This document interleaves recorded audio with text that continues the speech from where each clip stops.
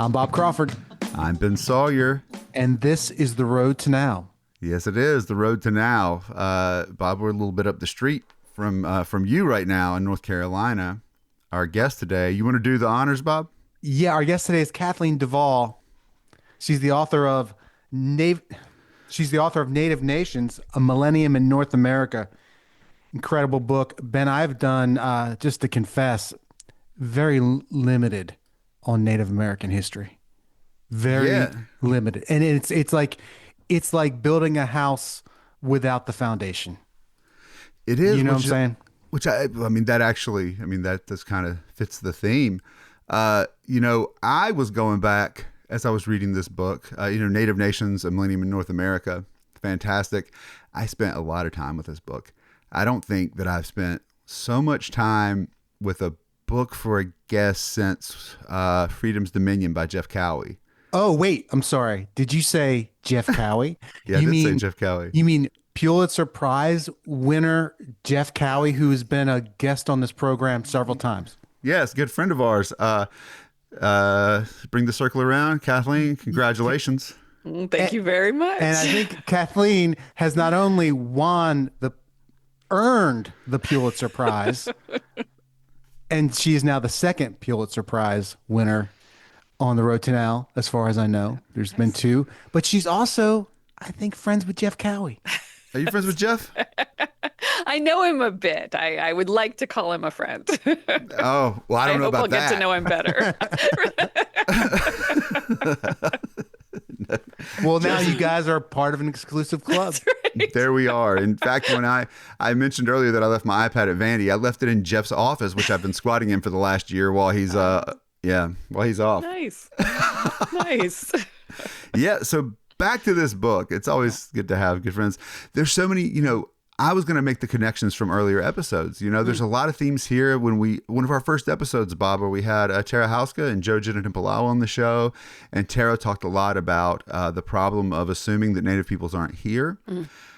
We had Malinda Lowery on the show, Bob, when you were off, and did a whole episode. So I was actually quite delighted to see you discuss her, in particular her daughter. Yes, that's right. Who was on the show.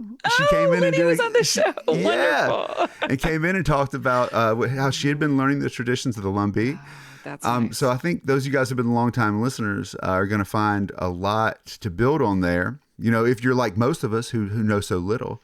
And if not, we're going to put links to those episodes in the description so you can go back to them. But for now, Bob, you want to kick this off? Opening question, opening hitter? Yeah, here's where I want to start. What I love about this book, Kathleen, is here we are talking about the people who lived on this continent going back to the turn of the millennium. That's right? The previous millennium. The previous millennium. And so you give this incredible history of these Native nations. You also put yourself in the narrative. You as the historian are telling this story that reaches back over like 1,000 years, but you are also present as the narrator. So that was something that just, I guess, kept coming back to that throughout this book. Talk about telling a story so old that you talk about belonging in world history. Yeah, right. And yet, being present as the historian. Yeah, well, I think in some ways it was my own sort of humility in the face of thinking about writing about 1,000 years, and also as a non-native person. Like, I started writing it with my sort of historian's authoritative voice, and it just didn't feel quite right. And it felt like I had to do so much learning while writing this book that covers 1,000 years, many different native peoples, that I sort of decided at one point, and particularly in working with my writing group, that my own self as a character would make sense in here, and that it made more sense for me to be sort of a guide, that readers could come with me along my learning journey as I learn from not just the sort of old documents, which, that's the kind of thing I'm used to writing. I'm a professional at using old documents, right? But as I learned different kinds of lessons from archaeologists, from tribal historians, from tribal cultural centers and the kinds of things that they are teaching these days to outsiders. And then it just sort of became the voice that I used in the book. And it seemed to work It better comes than off what I was trying to do. Yeah. it comes off like a documentary. Oh, It, good. That it, is a it, good. it's very cinematic. Good. Oh, wow. That's a wonderful Um, compliment. Yeah. uh, okay, I'm going to follow up with this, Ben, and then hand it to you. Documents, Mm. right? Documents. Hmm. This is a history that is not always easily told with documents. There Yeah. aren't always That's documents, right. right? Like, what are That's right. some of the other tools you talk about Yeah. archaeology and Hmm. these cultural Hmm. centers? Like, talk Hmm. about, Yeah. how do you tell a tale? How do you tell a history and rebuild a history, recapture a history Yeah. when there aren't always those first person accounts? Yeah, I like that verb, rebuild. I started out my career as an early American historian, really interested in Native American history, and I learned how to use documents by sort of reading them against the grain because documents for early periods, except in a few isolated situations, in early periods of colonization, we have only documents written by colonizers, right? People who are trying to colonize, French, Spanish, British. Dutch. And I learned how to read those against the grain and really figure out a lot of things about Native people and Native history through reading outsiders' documents. But then I knew if I wanted to go back even further and maybe be a little truer to all of this history, I needed to find some other ways of doing it. So right, archaeology. There have been archaeology is one of these fields that's just always finding out new things. They're always doing new digs, finding new information about people of the past, redating things. And there has been a real push in recent years to have, for among archaeologists, and in part because of federal law, but to work with tribal historians and tribes and the kind of archaeology that is coming out collaboratively from some places having to do with some peoples is just amazing and it's new. And so I can sort of interpret that as a historian to the reader. And then also for every one of the peoples that I looked at in depth, I talked to their historians today, tried if I could to get into the linguistics a little bit. There's a ton of new sort of linguistic work being done among tribes. Talk to linguists, at least get a sense of vocabulary and important words and terms for people, and then kind of try to integrate that all to rebuild this long history. Yeah, one of the things, going back to Bob talking about you inserting yourself into the narrative, it comes like, first of all, you mostly speak as a conveyor of other people's ideas when you do that. Right. You don't, this is not a whole lot of, I did this, I did this. There's like, I was with this person and this person said this. Mm-hmm. And so there's a humility to it. But then there's also like, there's so many well-timed interventions where you hit on exactly what you hit on exactly what the reader is probably thinking. Okay. When I was reading about Osamokamuk, am I saying it right? Yeah, yeah. Which is around, this is the area where the lost colony is. We'll talk about that later. Okay. But you're talking about all the different groups and different lands and different territories. And there's a point where like, I almost laughed out loud because you're like, hey, are you having trouble making sense of all of these different groups? Okay, well, you've got a book and hundreds of years of hindsight to look back. These guys just showed up there, and they're trying to make sense of it in real time. And I thought that's perfect. That is exactly because you really captured like the confusion of just being dropped off like months ride on a boat. Right. But so I want to commend you on that. I love that. Oh, It was thank like you. Thank you. perfect. I'm glad you thought of that example. Yeah. But I want to go back because I feel like, to me, this ties into some really revelatory stuff that I've read. And I'm more of a modern historian. I look at 19th, 20th centuries. But to me, the more fascinating and fundamental stuff goes back to Cahokia. Okay. Yeah. Goes back to Moundville and goes back to, even in the Southwest. And this narrative, this story that is completely in contrast to the way we think about things, Right. which is these civilizations, these groups, built cities and then chose to abandon them. Could you talk about that? Yeah, yeah. This is, I think, maybe the biggest finding that I made along the way. I mean, and again, as in all the rest of the book, I'm drawing on what other people have done, but I think pulling it together was one of the big insights that I didn't know before I wrote this book. And that's it. So definitely there were cities in many parts of what's now the United States, from the Mississippian cities like Cahokia and Moundville, all around the Mississippi River and its tributaries, to the civilizations of the Southwest, large urban civilizations that, at least it appears from both archaeology and oral history, had, at least some of them had quite striking hierarchies with powerful leaders who combined religious and political power. And then a long-standing mystery going back to sort of 19th century white Americans wondering why there had once been cities and were no longer. There had sort of this presented as a mystery of why did these fall? And in looking at oral history, the answer was there in oral histories from all across the continent. Completely unrelated peoples said that their ancestors decided to live a different way, decided to form societies that were less hierarchical. And then the archaeology backs that up because you can see people's movement from more urbanized, more centralized, more almost certainly more hierarchical societies to more spread out societies. Societies where, and this again, this flips what we expect. Societies where people began to hunt more, to gather more, whereas in the past they had been almost exclusively farmers. They continued to farm as well, but really developed more diversified economies. And some of this has to do with climate changes that were happening at the time. The planet was getting colder then. But clearly, at least as oral histories look back on it, they say their ancestors chose to abandon sort of more dictatorial forms of power and develop more, as I said, more diversified economies, but also more democratic political and social structures and religious structures as well, to really spread power and knowledge across the people as a more sustainable and better way of living. And right, it's exactly the opposite of the way Western Europeans, by the time they got to the Americas, thought of the progression of civilizations.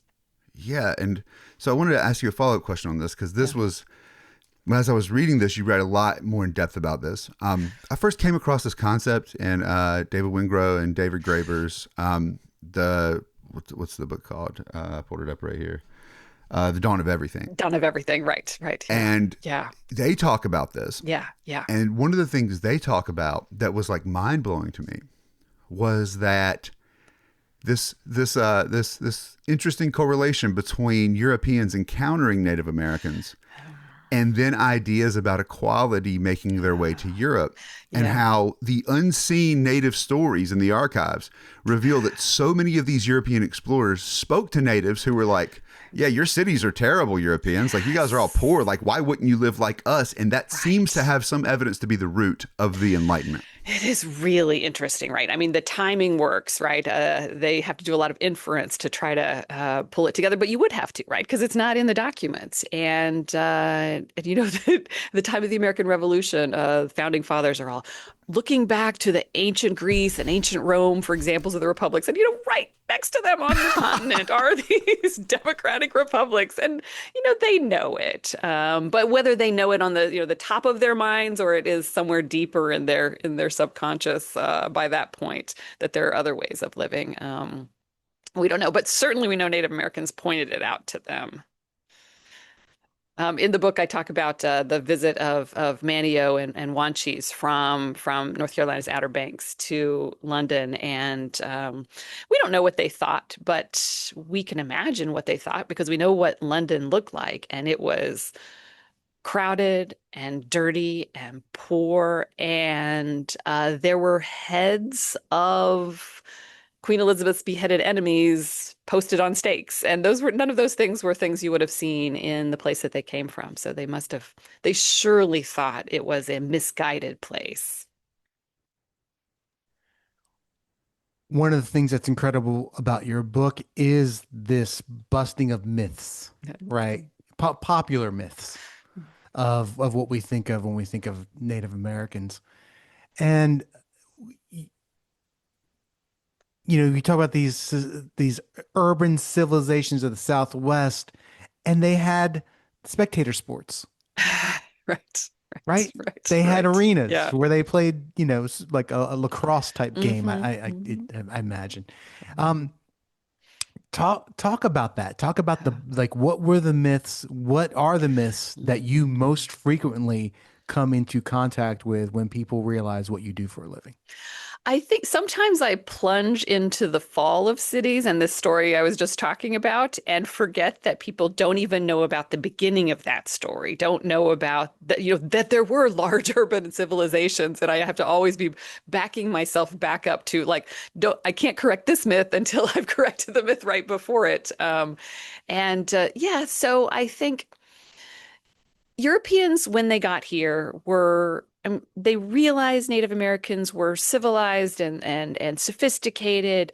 Um, and so there's a real striking difference between most of the ways that Europeans describe them in those early centuries of colonization and 19th century white Americans. And I think something really important, I mean, many important things happened in the 19th century, but one of them in relation to what we're talking about here is that um, as Americans, as the United States took over the continent, a lot of sort of self-justifying had to happen. And white Americans, one of the myths that they came up with in that period, really in the 19th century, was that Native Americans had never been civilized, had never been urbanized, that they had always been sort of primitive, simple people, of course, not understanding the complexity of their democratic societies, even at the time, in the 19th century.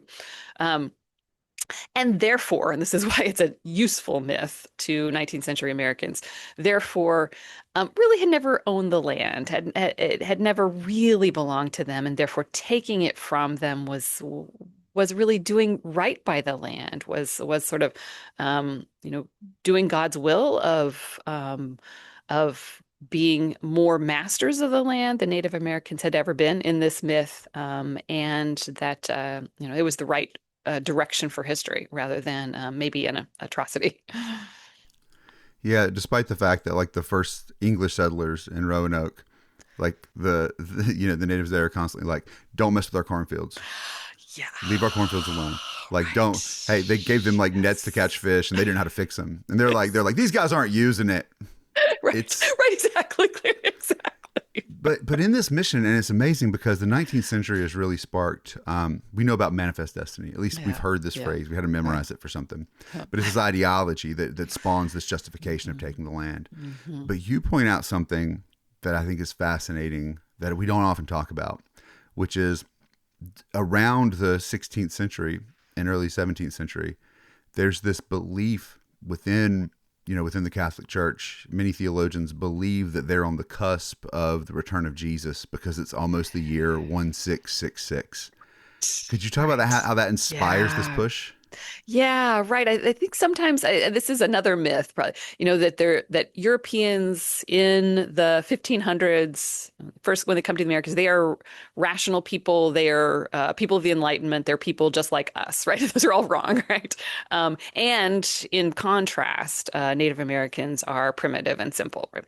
They're all early modern people. They all have, a view of the spiritual world and the material world as deeply intertwined.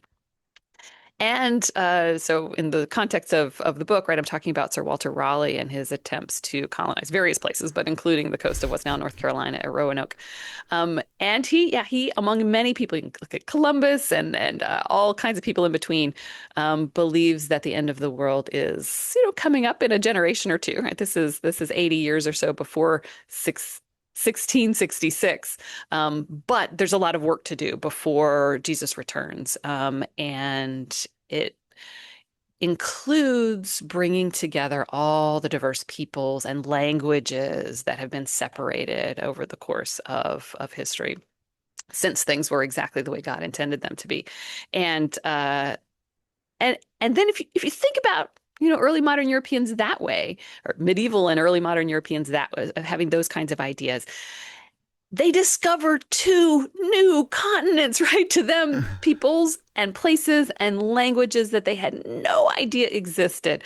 This is evidence of major change coming and major work that's necessary to do before the end of the world as they know it. And yeah, it's easy to sort of say, Europeans are here for gold and they justify it. But my students are always wanting to do this. They justify it, all their real economic motives with Christianity. But those motives are entirely intertwined for medieval and early modern Europeans. So then at some point it does flip, right? At some point it becomes more economic and Yeah, and conquest. yeah. I So think that, yeah. can we, I Yeah. hate to jump into the middle of the book, but like here we're dancing around the Outer Banks.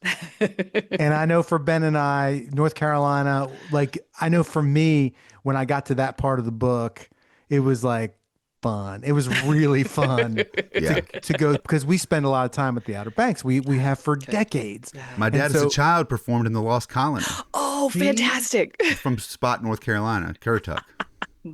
and we've done an episode on Oh, the wonderful. outdoor theater. Great. Yeah. So let's get into Manio and Wanchese and Okay. this whole period of what happened there at the Outer Right. Banks. Yeah, yeah. So what I try to do here is take the somewhat familiar, though it's usually more complicated than most people have in their minds, right? Somewhat familiar story of the lost colony of Roanoke and the multiple attempts of the English to And what colonize year are we Roanoke. talking about? We are starting it's all in the 1580s. It's actually very short. Okay. And I try to flip that and tell it from what might have been the perspectives of the people living on the coast as they experience these attempts to colonize Roanoke. And so one of the first things I say is Roanoke is just, you know, it's an island, as you know, but it's also it at the time is probably just a sort of place to collect resources, oysters, and to fish, and most of the farming and most of the sort of people, most of the towns were just inland. I mean, just on the mainland. And so the first group of English arrive, and then there'll be two more. The sort of lost colonists are the third group, and the peoples of Osamokamuk, one of the names for the Outer Banks at the time, they already know about Europeans. They've already had Spanish explore nearby. Some of them have probably met Verrazzano, an earlier sort of Italian navigator, explorer. So they know what is possible from Europeans, the kind of goods they can get from them. But they also know that Europeans can be dangerous because there were Spanish ships that would just stop and take people and enslave them. So from the beginning, I think the people of Osamokamuk are wary of the English, and the English come in quite small numbers. All three of the expeditions are pretty small, and so the English are vastly outnumbered by native people of the coast. And Roanoke isn't just kind of a random place. They're put there by Wingina, the leader of the local natives, because it's a place where there's no people and they're easy to watch. And Yes. they want to find out, because we always think like the Europeans show up, we always see it from their perspective. And the Europeans show up and they go, what can we get out of this? Yeah. And they're definitely doing that. Yeah. But Yeah. on the other end, the natives are going, what can we get from you guys? Yeah, And exactly. could you tell Yeah. that story about how Yeah. they end up on Roanoke and why that's probably honestly a bad place to to land your Europeans? It's a terrible place, and it's exactly right. Right, Regina is like he's the local leader. It's a great place to watch them, and you can't feed yourself on Roanoke. So at first, because the local native people, the people of Osamokamuk, want trade with them. They really want them to get back in their ships and go back to England and get more stuff and then come back and be permanent trading partners. So at first, they bring them corn from the mainland. They build them weirs to catch fish in, right? Weirs make it easier to catch fish because fish kind of swim in there and then you can spear them, is probably what they were doing, and bring them food and everything. And then at some point, when the English don't seem to be going back to get more goods, there are reasons for that, right? The war with Spain keeps more goods from coming, more ships from coming. But when Gina just decides to stop feeding them because they can't feed themselves. And at least according to the English accounts, they destroy the fish weirs they had built for the English, and they stop bringing corn. And then things actually go much worse because the English decide to fight back. They end up killing Wingina, which clearly is not what he expected. And everything. Things start out looking like it's going to be a positive and useful trading relationship, but things go badly over time. God, there's so much in here too, because it's like there is the part where they were just kind of Ralph Lane and his men, Right. like they're just used as tools. Like when Yeah. Gina's like, "Hey, you should go up north and talk to those guys. Those Right. guys like have a bunch of stuff," and he expects them to go attack him. And then they talk to Yes. the leader of that group, who's like, "I'll tell you where all the gold is," and he's like, "I'm friends with you now." And then that guy sends him off to die somewhere else. Like they just Exactly. keep on sending him Right. around. Right. And Right. and I mean, there's so much more. I mean, read this book. All right, this is we're mostly talking about chapter 3 here, I believe. That's This right. whole Yeah, we're story. not too far into it here. Yeah. But the agency. Uh, yeah. So frequently, there's no agency given to natives. They're simply recipients of whatever the Europeans decide. Right. They're acted upon. But you point out that they're not. I mean, they're very much doing many of the same things that the Europeans are doing. How can these people be useful? But the difference is, and this is kind of broad, unlike the Europeans who have a very, very like black and white view of the world. We are all Christians. This is what it means to be a Christian. You will follow us. Native Americans and their faiths, and this spans many tribes across the continent. They look at groups and they say, your faith, is it useful? Can we use it? And they go back and forth. Sometimes they're like, this people, God doesn't love them. And then they're like, they live too long. They must have God's power. How do we use it? Right. Could you Right. talk about that, the incorporation? Yeah, that's exactly right. So scholars call this inclusivism. So Christianity, Islam, Judaism, they are exclusivist religions. At least in theory, if you're one of those, you're not supposed to be any other kind of religion. As we know, in reality, things are a little more complicated than that, right? But that's what the doctrine of those religions says. Native religions were pretty much across the board. It's one would want to make too many generalizations, but pretty much across the board were inclusivist. And exactly what you said, Ben, that if somebody else came in with different religious beliefs, spiritual beliefs, practices, they would sort of try to figure them out. They might not be useful, they might not be true, right? But if they did seem to be useful, did seem to be true, they could be incorporated and become part of a religion. So Christianity, parts of Christianity could be and often were incorporated right alongside existing beliefs and practices. If they seem to make sense, if they seem to, as you said, sort of show that we see examples here that if God seemed to be smiling on and on the side of a foreign people who came in, maybe it was because of something something they were doing right. I'm going to jump chronology and stick with theme because we had your colleague on last week, Molly Worthen, Oh, terrific. who wrote a great book about American charisma, Spellbound. Right. And she talks about please, I always Right. Tenskatawa or Tenskatawa, Tecumseh. Yeah. Tecumseh and Tenskatawa, Right. and how these are these spiritual and military leaders of Native Americans in the 18th century or in the 19th century Right. Right. that become defeated. But American leaders like Andrew Jackson and the American culture seems to appropriate them into the American story as the Mhm. decades they are.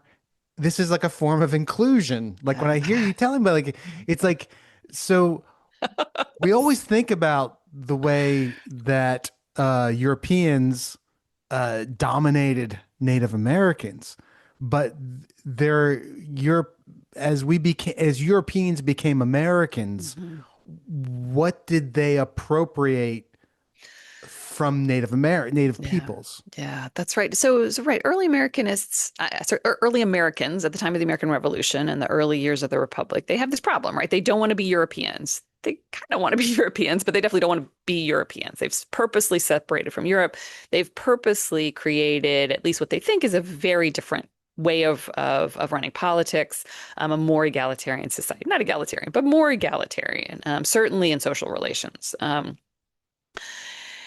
And you know, as you hinted at earlier in the conversation, their best example of those kinds of things are right there on the continent with them. And but at the same time, they very much don't want to be Native Americans. They want to be in the club of Europeans. They want to be as powerful in the world, ultimately, as European nations.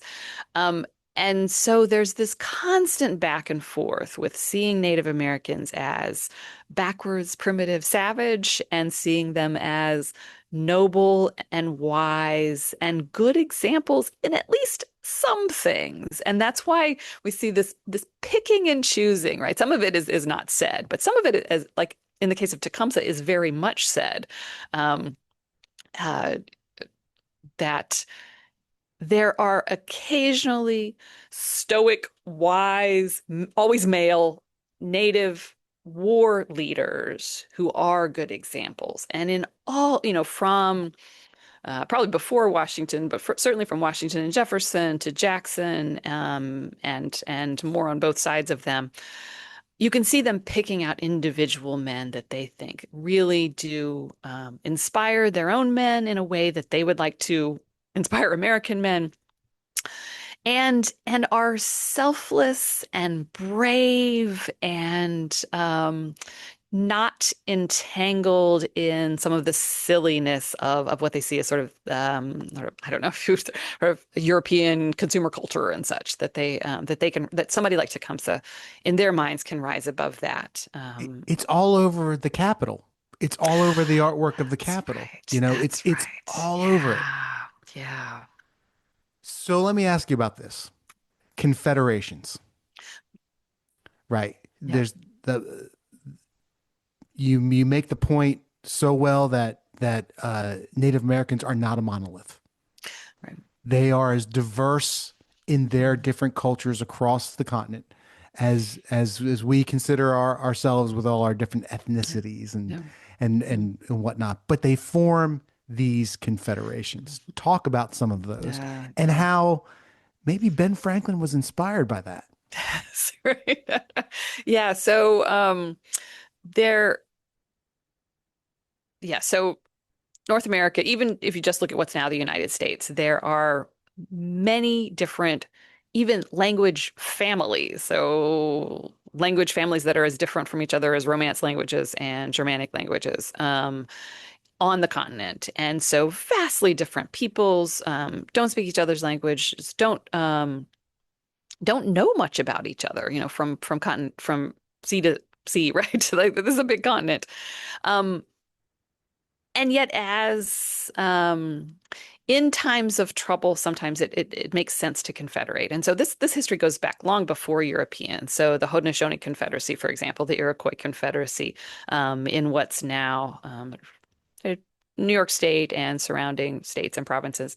Um, their oral history tells of creating their confederacy at the time, 5 different nations, including the Mohawks and the Onondagas and the Oneidas and Senecas, um, at a time where there was fighting between those nations, among those nations, there was fighting within those nations, civil war, and deciding to form a confederacy to bring peace to those nations. And so that's the Haudenosaunee Confederacy. The Iroquois Confederacy is a confederacy that absolutely Ben Franklin knew about, that Ben Franklin mentioned as when he was trying to, during the 7 Years' War, so the big war before the American Revolution, trying to inspire the colonies not to be independent from Britain, but to form at least some kind of sort of multi-colony sort of advocacy group, at least. He sort of pointed to the Haudenosaunee Confederacy. And then there's a sort of different kind of confederation movement that happens in different places as the United States grows in power. or at first British colonies, and then the United States grow in power.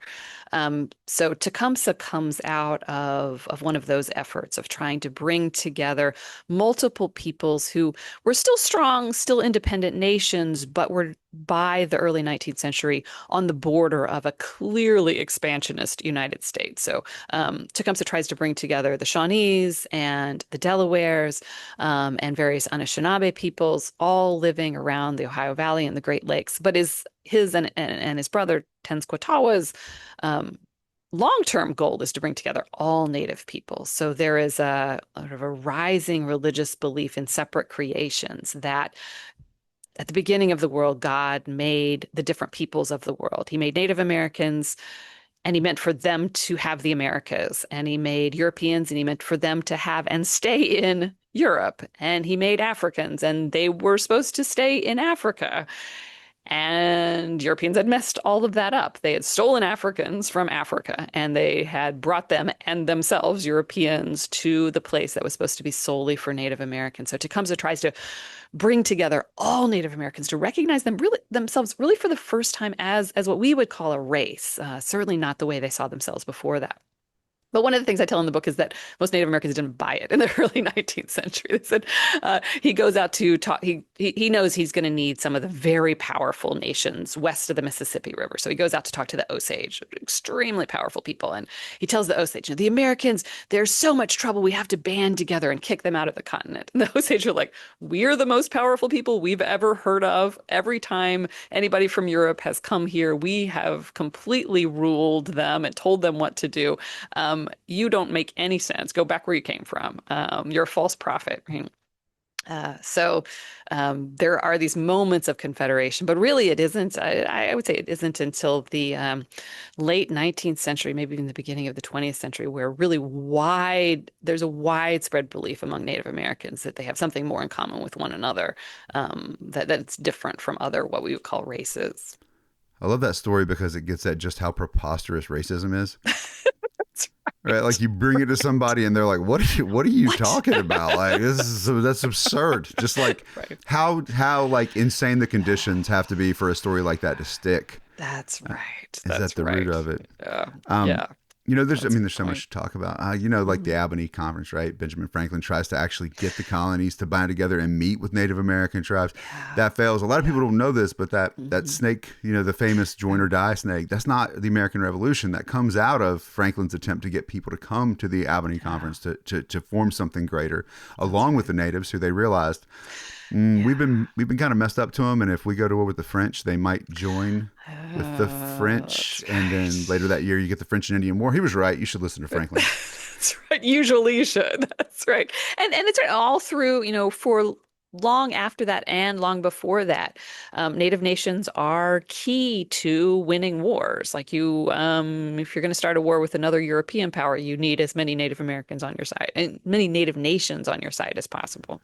And vice versa. That's right. That's right. Yes. Yeah. A lot of recruiting of Europeans to be on sides of pre-existing or ongoing Native wars. That's right.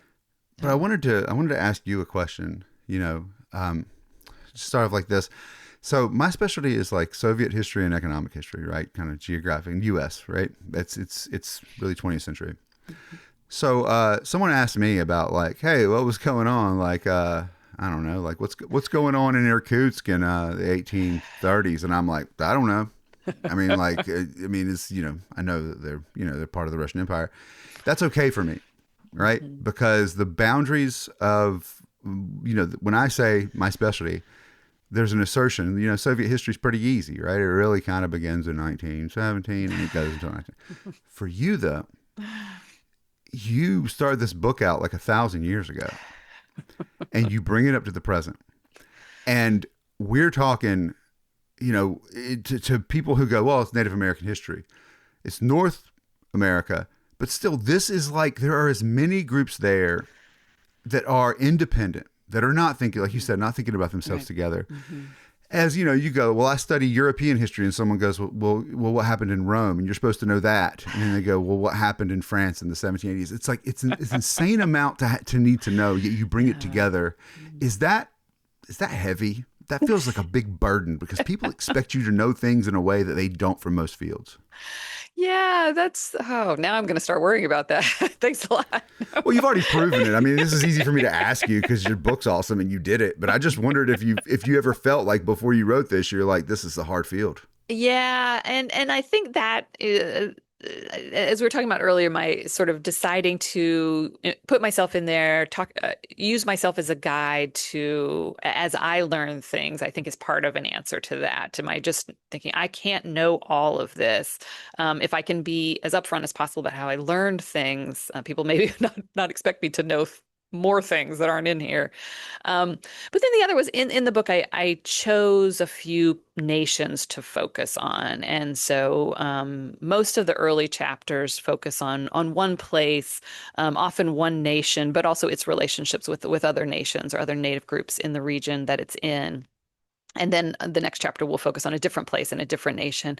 And then when I move into the late 19th century, 20th century, 21st century, those eras that I am definitely the least expert in, I continue to look at those peoples. So for example, I focus on the Mohawks in the 1600s, but then I try to say, use Mohawks as many of my examples as we move through time in the 20th century. And so same thing with I looked at Osamokamuk and Roanoke in the 1500s, but then I continue to talk about North Carolina's the Lumbees and other North Carolina's other tribes as I move through those later periods. So I think sort of deciding that this wasn't going to be like a textbook. This wasn't going to be overviews where I felt like, oh my gosh, if I don't talk about the Navajos in this particular era, then I've really missed a big thing. And kind of when I teach Native American history, I do try to do a little bit more coverage and not miss some of the big times and places that people might expect and might need to know once they've taken a Native American history class. I sort of just didn't do that. I You cover relieved more in myself your of class than you do in this book? How long is the class? It's just one semester. It's That's a not even thousand, fair. Ben, it's 1,000 years. Oh, yeah. Yeah, though that one I started like 40,000 years ago, although I go very, very quickly through those first few tens of thousands of years. Don't you love the survey? Like the class I teach like U.S. history to 1877, and on the first day I'm like, well, I guess this goes back to the Big Bang at least. Right. I'm not a physicist, so I'm going to start with people, but that goes way back. That's right. Yeah. I actually, not that long ago in my US survey class, I actually cut out that first lecture. I was like, we're just going to start with the Mississippi. And so because for one thing, you have to keep saying earlier and earlier. When I first started teaching the class 25 years ago, I started with the migration over the Bering Land Bridge, and now archaeologists have exploded. I mean, that's still part of the lecture, right? But now there are all these older sites. People probably came in boats, like, That's fun, isn't and it? each time I teach it, I have to teach it over. I'm like, I'm not going to even do that anymore. I do that lecture, and every semester it is like prepping an entirely new lecture because you have to find out what you said. I literally keep a slide where I go, the first semester, this is what the slide was, and the next semester, this is what the slide was, and the next semester, and I show them, and I go, You show them that. That's Yes. brilliant. And I go, so here's the thing. We're always learning new things. I'm telling you the most updated stuff. But the rest of your life, keep your eyes and ears open because we're always learning new things. Oh, and you've taught them a brilliant lesson right from the beginning of class. That's Thank you. even But they're like, bigger what do we need to know for the test? Which one is the one? And I'm like, the lesson is be humble. Yes, that's right. And that is the lesson history teaches us most of all, isn't it? Yes. Just thinking about how some people don't like that idea of being humble. or learn or having to reimagine what they've learned previously. Right. How boring those lives must Oh be. my God. How self-righteous those lives must Someone- be. Kathleen. Oh, Someone yes. develops thoughts and ideas in their 20s and they will never That's it. in Yeah. their 70s they can't move off them. Right. So you are heavily featured in the upcoming Ken Burns Revolutionary War That's right. documentary. I think that Yeah. premieres on PBS stations across the country in November. Right. This coming Premieres November. on Not Soon Enough. Is Not soon enough. Speak a little bit about being a part of that and what that taught you about the way, Ken is presenting the story of the foundation Yeah. and the history of this nation. Yeah, yeah. It was an amazing thing to be part of. I I don't know. I sort of assumed that when they asked me to sort of be on camera and answer some questions that that would be it, but they sent me the script after that, which incorporated like instead of like having a script and then asking historians to sort of plug things in, which I think is what documentaries that I've worked on before Yes. have always done, right? His team did it in the opposite direction. They interviewed historians. They read a lot of books, which was amazing, right? And then they wrote the script out of that. Jeff Ward, his scriptwriter, wrote the script out of that. And then they had us read the script and give notes. They had us read the script, the scholarly advisors read the script again and give notes. Then they had us come watch a draft and give notes, and then come watch another draft. And at every iteration, we saw our ideas incorporated. The script has footnotes. I had no idea scripts would have footnotes. I'm like reading something along. I'm like, sounds like this book that I read. And I'm like, oh yes, there it is in the footnote. That's where Jeff got it. I mean, it is so scholarly, deeply rooted in the scholarship. And then it's an amazing film, right? They didn't, it's just, it's not just plotting you through all the things historians have said. It's this, you've seen clips of it, right? Visually, orally, intellectually inspiring combination that is much more effective and beautiful and brilliant than anything any individual historian could do. We had Ken on the show in January of 2021, Ah, and he had been working on it for a while then. It's right, coming out right, at the end of right. 2025. Is it a 9-year project? I think he said. Yeah, yeah. Oh, amazing. Yeah, yeah. And you can tell it's. And he kept saying this last time we were saying these like the audio isn't all quite right yet. Like that sounds like the best thing I've ever heard, but okay. Yeah, he for someone who denies he's a historian, he he really gets the method. He really He really gets the idea. He does. really gets Yeah. the idea. Yeah. And for the way he's trying to tell it, the way he is telling it, as a multi-perspectival event that the revolution didn't mean the same thing to people. The the way he uses documentary form to then make that reality, to shift perspective and show, yeah, a loyalist doesn't think the same thing as a revolutionary. But he takes us with him through the whole, it's just, yeah, it's unbelievable. And it is exactly the right way to present the American Revolution, not as one way of seeing a glorious past, but as a complicated thing that people thought different things about even at the time. It's no wonder that people think different things about the revolution today. A big part of your book is the resiliency of Native nations. Uh, we could spend we could do a multi-part, 10-part series on this book Yeah. easily. But we all know the highlights, the lowlights of Native nations being corralled into onto reservations, and then having in the early 20th century, late 19th century, their identities literally being stripped from them, their children being Right, taken right. away from them to be re-educated. But your book is again busting myths and optimistic, and you talk about the revitalization of these native nations and these native peoples who still live among us and in many ways are thriving. Yeah, that's right. And this is one of the things I just learned from people, from um, students and colleagues here at UNC, and tribal historians I talked to in different places. Over and over, they wouldn't say things like, make sure they know about removal. Like they know Americans know about Indian removal, right? And that's in the book, right? I don't skate over the most traumatic periods. But what they said was, tell them we're still here. Tell them about the church we just built, right? Tell them about the language efforts we're making in the schools, and and so that was really important to me. And I think one of the reasons that I wanted such a long time period that stretches back 1,000 years and goes to today was that to put things like Indian removal, the boarding schools, all of those worst periods in a longer context, because not only have Native Americans been here a long time, Native nations been here a long time and had power and influence over all the things that have happened on the continent.